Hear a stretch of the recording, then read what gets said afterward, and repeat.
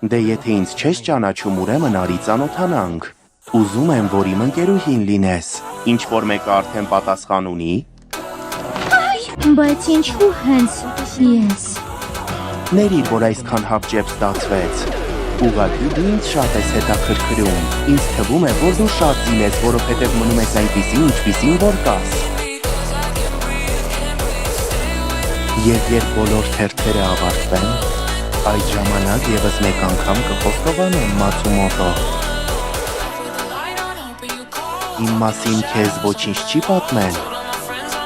Գիտեմ, որ նա դպրոցում հանրաճանաչ է, բայց նրա սառնությունը վանում է ինձ։